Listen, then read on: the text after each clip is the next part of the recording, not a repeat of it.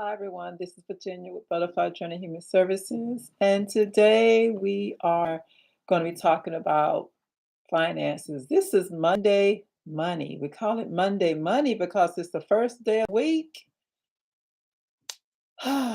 Depending on how you look at the calendar, some people think it's the second day of the week. Sunday is the first day, Monday is the second day, but it's the first day of a normal business day week. Okay, so today we're going to be talking about how to save money when you don't have money. How can you save money when you're broke? How can you save money when you may not even have a job, or you have a job and your hours have decreased, or maybe you have employment where your days are shortened because of different things that's going around the world. Maybe there's maybe because of your company have to kind of decrease the hours, they're laying off people, and maybe you still have employment, maybe you still have customers coming in. But this particular teaching today, particular Monday Money, is going to be talking about a particular article that I found online. And the title of it is Tips on How to Save Money When You Are Broke. Now, let me tell you a little bit about myself. You know, I I grew up in a poor family, just like a lot of people probably have poor families. And my family was blue collar workers, which means blue collar workers are people who actually work with their hands. They do a lot of construction work, or do type of works as maids, or a blue collar worker is someone who gets their hands dirty and they get in there and do the job and get it done. A white collar worker is someone who's typically in management, supervision, they're chief executive officers, and they call them white collars because their collars didn't get dirty from being in the trenches of doing work with your hands, so to speak, of construction or doing some other kind of work with your hands. And that's why they call blue collars, because the collars of the individuals who were get into the trenches, who will take their hands to dig a ditch or to shovel or pick up some bricks and build buildings, people who take their hands to clean and to do work with their hands, their collars would get dirty, or a color, maybe turn a blue color, dark color, so they call it blue collar.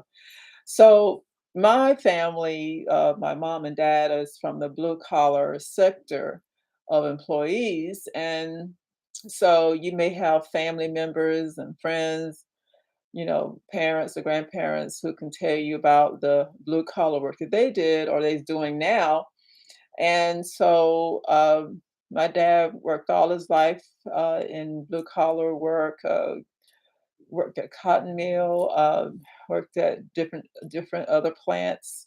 My mother, she did work as a maid, and then she became a domestic engineer, where she worked from home, taking care of the house and the family, cooking the meals, cleaning, and sometimes domestic engineer, it can be more difficult than just going out to an employer or a job. But and then as I grew up, I became a single parent, and that was a very challenging educational learning experience. And my parents, unfortunately, for whatever reason, maybe they're just too busy working. My dad worked two jobs all his life mostly, and my mom worked very hard as a maid, and she did do some work in a poultry plant for a time. But for whatever reason, they did not teach me about money. Maybe because of their generation, they thought women, girls didn't have to learn about money because they just get married and then their husband would take care of all the finances for him, for her. So my parents probably thought that I would get married and my husband would do all the financial means or teach me the financial strata when I got married. So But I didn't get married initially. I was a single parent. I was single parent. I was struggling how to pay this bill, pay that bill, and sometimes I robbed from Peter to pay Paul, as they say, as a single parent because I didn't have a budget. I didn't know how to write a budget, didn't know what a budget was until I started going to college. And then when I went to college, I'm still learning the financial means of how to budget money. And when I got out of college, I'm still learning. Is There's still some gray areas of certain things, such, for example, financial student loans.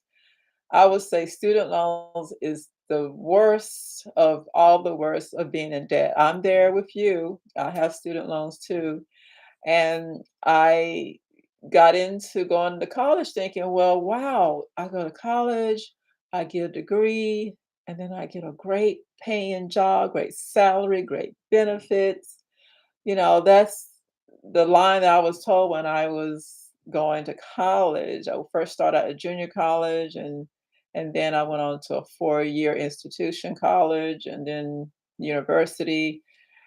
And lo and behold, the things that I was told going to college, it didn't pan out for whatever reason. My husband and I moved around a lot and everything, and didn't really put down roots to get a solid employer job. And so after college, still struggling, learning how to do the financial. I was slowly learning, but it was a slow process because there's nothing in the elementary or middle or high school when I was going that taught students how to budget money. That is something maybe they have now, but when I was going to school, they didn't have it. And it was like you're thrown to the wolves to learn how to budget your money. And so then, as I went on to get my master's degree, using student loans and things of that nature, and I still sometimes it's like a demystifying financial budgeting was is a challenge, and I'm still learning because there's some things that just are not told, and it's almost like a secret. But thank God, Yahweh, thank the Almighty for the internet. And I did some research and I found this article on tips on how to save money. It's from a gentleman from a website, a blog that he has called My Online Debt Coach. So today on Monday Money, we're going to talk about this article that I found. So I'm just going to read some, sentences, some paragraphs that he talked about. His name is Mike Schiltz, and that's Schiltz, Schlitz. And he says, start out in the blog, I am broke, you say. How am I supposed to save any money? Well, there's a difference between being broke and being poor. And boy, that was an eye opener for me. He goes on to say, someone can make $50,000 a month and still be broke if they're spending a lot of money on unnecessary items. I was there. I was young, impulsive spendthrift money. I like spending, spending, spending. And most younger people still today, I believe, unless they got great parents and great guardians or great school educator, teacher that help him or her not to do this, but they spend on impulse. They want the latest and greatest thing. I was there. All young people are that way. Then he goes on to say, for instance, spending a small amount per day on a coffee at a local coffee house or extra cash on treats at the convenience store every morning is not only a bad habit, it's the easiest way to bust an already tight budget. So people who go to a coffee house every day to get their favorite coffee, it can be from $5 to $10. And I have an old-fashioned dinosaur calculator, and I highly recommend you getting a calculator. I know we have calculators on our smartphones, on our Androids and iPhones, But sometimes the old-fashioned calculator is good. So let's say someone spends $10 each day for a coffee and a little treat there at the coffee house or convenience store. Well, take that $10 times the 7, it's 7 days in a week, $70 a week just for a coffee. It could be another drink, $5 to $10, and then a little treat.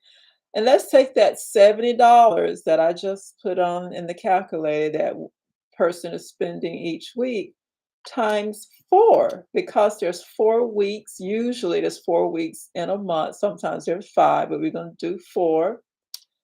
That's $280 a month that people are buying coffee or some other kind of drink treat and at a coffee house or convenience store.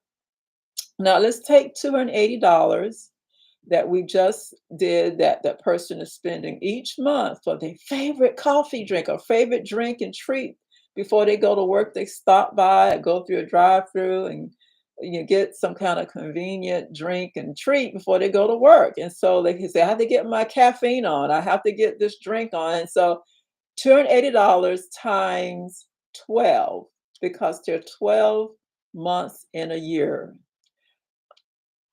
Whew, I just want to make sure I'm doing this right. Yes, I took $280 times the 12.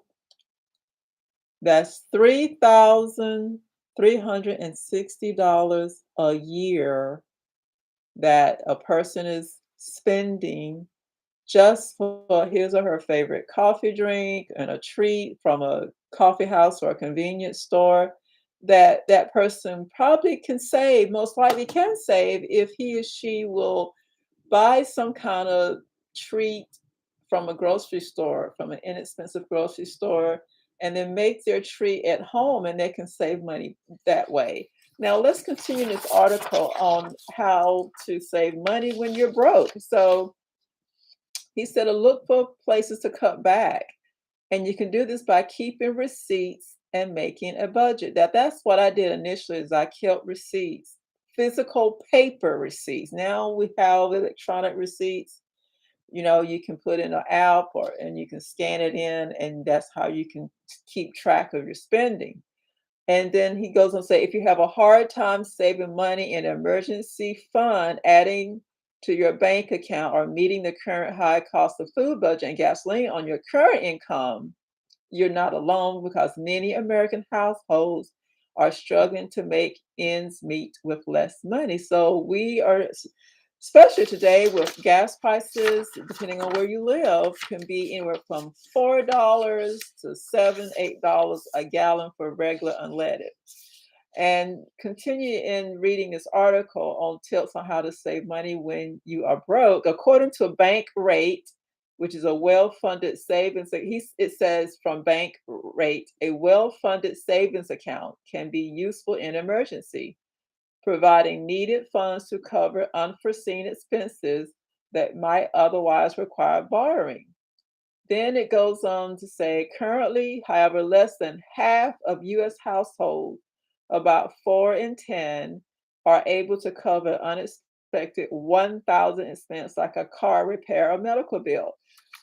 Unfortunately, I just recently had to pay over $1,500 to get a new air conditioning in my vehicle. So that is something, it comes up out of the blue, it's unplanned, unexpected.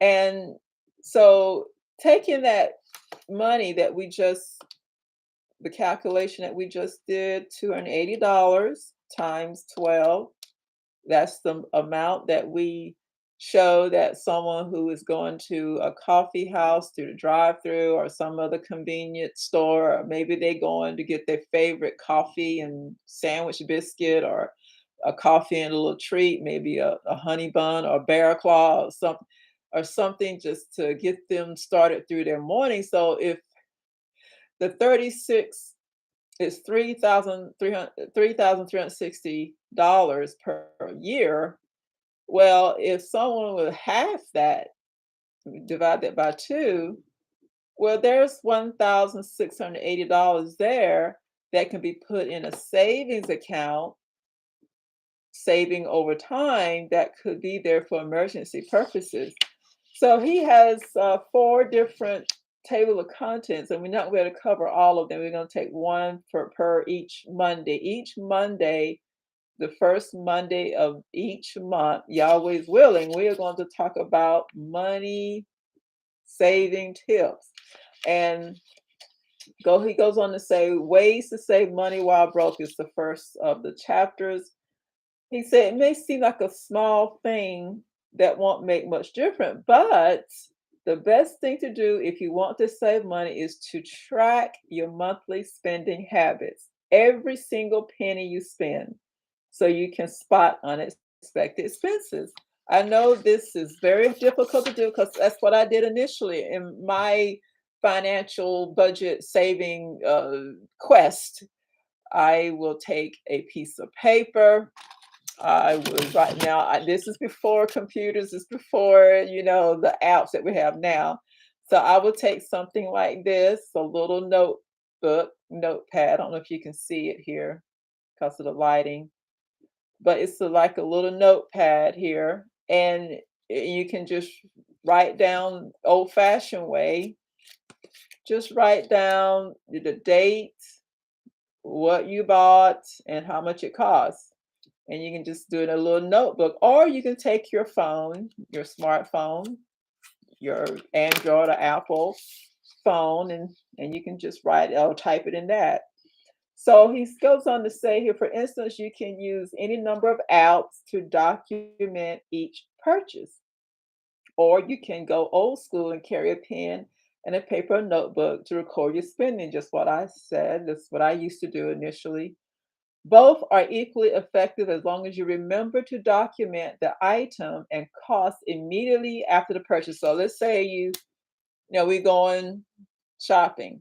We may need something. This is not just a frivolous shopping spree. We need to go buy something. We go to a big box store. We may go to a Target or a Walmart, or we may go to a home store. We may go to a Lowe's, Home Depot, or we may go to just some store. We may go to a clothing store.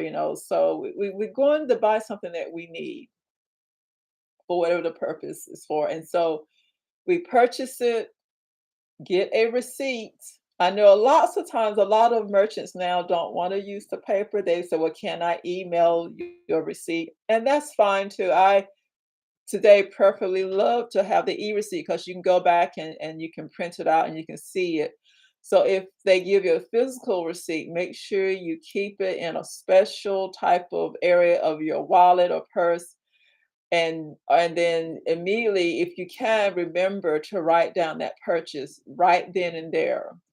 And continue reading from the article. Knowing exactly what you purchase and spend each month is one of the best ways to identify problem areas. So you just say, we go out, maybe we're going to a movie, we're going to a show, we're going out to a restaurant, and before we get there, we may be walking through this beautiful mall, a town center where there's outside mall shopping. They have all these different stores. They have all the inviting and titillating, a kind of titillating um, window shopping where you see all the wonderful things in the windows. Walking by, and you and your friends are walking, or you and your friends and family, or your loved one, you're maybe out on a date or something with someone, and you just say, "Hey, that looks cool," let's go and see that. You may see a purse or wallet or blouse or shirt or a pair of pants, and you go in the store, even though you didn't go there to go shopping, you're like, wow, I want this. And so you may purchase it on an impulse because it looks great, it looks beautiful, but that was an impulse buying because you initially was going out to a restaurant, going to see a movie or show. So let's continue reading from an article on tips on how to save money when you are broke. And he goes on to say, being able to see where your money goes gives you the power to make those choices in saving money and where to buy items, and and where what to buy, what not to buy. So a good start for finding additional money each month is, now this is a list of where he suggests where you can find additional money each month. Taking lunch to work instead of eating at a restaurant or fast food place. I used to go to one of my favorite fast foods and a restaurant, and it's I was not very expensive back then. This is before the COVID, before the terrible economy that we're living in now, where gas prices are going up, the inflation and everything is going up. I would go to one of my favorite restaurants. It's called Wendy's, and I would go there. They had a dollar meal. You can buy a baked potato for a dollar. You can buy a little small salad for a dollar.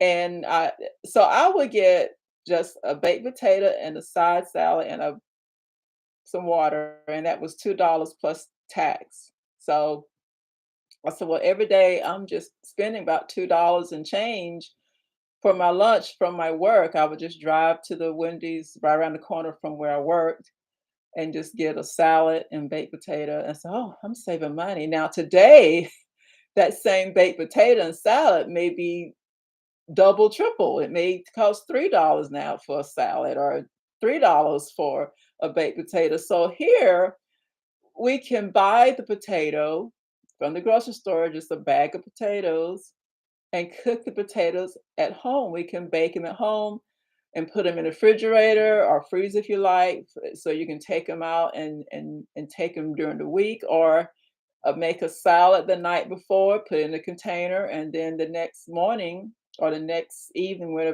time you go to work, just pull it out and put it in your lunch box. Um, or maybe you can buy a loaf of bread and make sandwiches for lunch.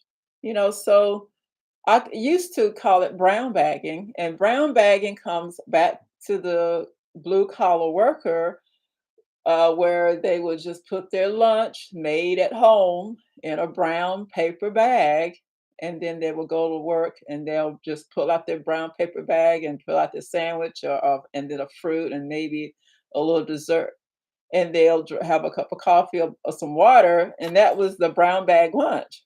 Another one he says here: eat out less often, or limit happy hour after work. A lot of people say, hey, I had a hard day at work. I'm going to happy hour to decompress and de-stress from that hard day. I understand we have hard days at work. We may have a challenging customers, challenging clients. We may have a challenging patients if we work in the healthcare field, medical field. And you say, look, I had a hard day. I deserve to go to a happy hour because I want to be happy.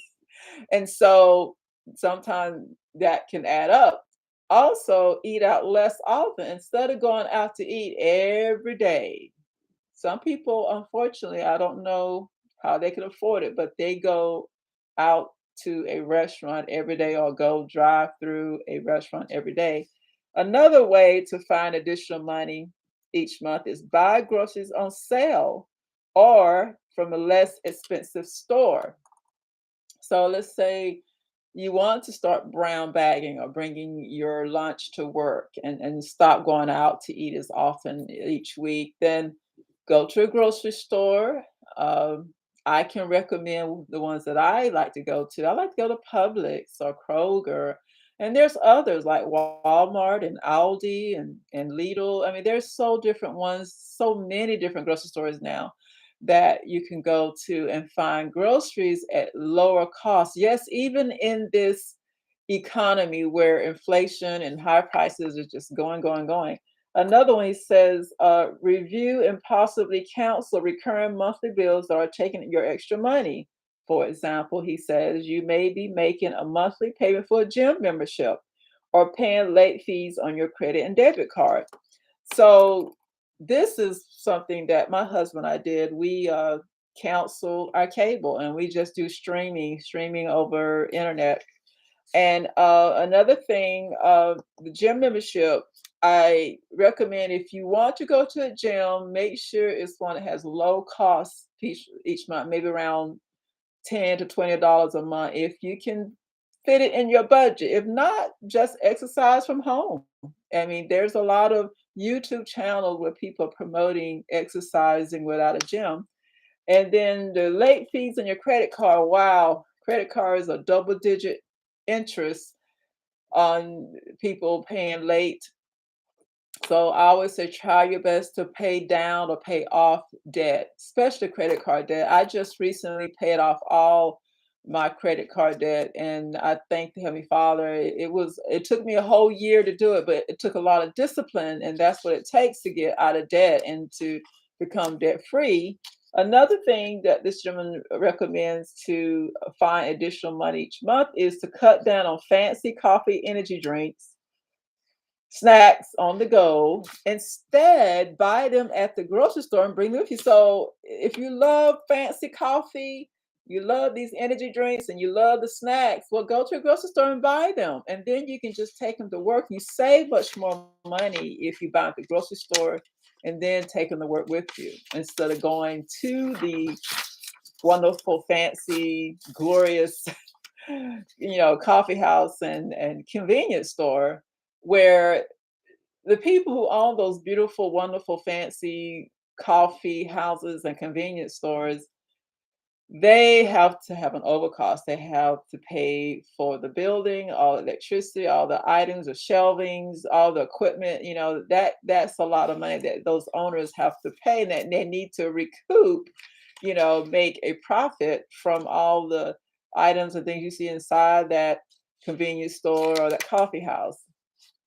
Also, he said to eliminate another monthly bill is on top of that, it can hurt to hand money over whenever most people find it using a credit card to be painless so until the bill comes in. So he's saying that when you do impulse buying with a credit card, you just flip out the card because you don't see the cash, you just see the plastic. It's easier to flip out the credit card and pay for something versus if you have cash and pull the cash out, and then you see how the cash is dwindling out of the wallet and the pocketbook and the purse and out of your hand. It's a different, it's a surreal thing to see your money in a physical form with cash and coins versus a plastic card. And he goes on to say, being broke is a matter of spending too much money versus what you earn. So we may make 50,000 a year, but we're actually spending 55,000 or 60,000 uh, in expenses. And then he says, however, cutting back on spending can be difficult, which it is. It's something that we have to retrain our brains, retrain our spending habits. If you think you could use some help, and he has on here, you can go to his online, it's called myonlinedebtcoach.com. And I have not used this gentleman's services. So let you know, I'm not getting paid to talk about him or this article that he written. I'm only doing this so that you and I and anyone listening and looking could get ready and prepare for the global financial crash is coming. That's going to usher in a super great depression. And we need to make sure that we are spending sensibly, saving money, and buying only things that we need and paying down and off our debt as soon as possible as we're able to. He goes on to say, saving money when you are broke will require some discipline, like I just said. However, some saving money when you're broke is easier than trying to do so when you are poor. Then the next one topic is how can I save money when I'm poor? And I believe we're going to have to probably tackle that next time for time's sake. So we will talk about how can I save money when I'm poor, and this is going to be uh, I'm going to try to do these every Monday. It's called Monday Money. And this is something I just wrote on a piece of paper, nothing fancy. See, this is how I'm saving money. Instead of going out and getting a big old fancy sign, I just take a 8.5 by 11 sheet of paper. And so this is Monday Money. We're going to have tips on saving money, tips on how to spend, invest, shopping, and other financial matters, you can go to butterflyjourney.org and you can click on Beyond 50 Wellness, because this is about how we can be financially well. And this is more information about Beyond 50 Wellness. So you just go to that website, butterflyjourney.org, and you click on Beyond 50 Wellness, because we not only talk about fitness, but we also talk about financial matters. We talk about how to keep our body, mind, soul, and spirit well. And these are some new phone numbers that you can contact us if you have questions about whatever we are talking out, our services and products. And then you can also tweet us at Twitter and Instagram. Again, Beyond 50 Wellness is not only for people 50 and older, but if you have questions and you're younger than 50, go ahead and contact us by the email, the phone number, Twitter, Instagram. We just want everyone to be spiritually, physically, emotionally, financially well. And Monday Money is the purpose of doing that, is to help people to be financially well. Because if we are financially sick and we are steep in debt, that affects our emotions, it affects our mental capacity, it affects us how we relate to people. When we're in financial debt, we worry, we frustrated and anxious and angry about how we're going to pay our bills and how we're going to buy groceries for ourselves and our family. So let's try to do this together as a team partnership and helping each other in the community of being well. So thank you again for watching this, and I hope it's been beneficial. So Yahweh Elohim's will, we will talk about how that we are going to save money when we are poor. How we're going to save money. That's the next segment we're going to have, Yahweh's will. And thank you so much for your time, and have a blessed day.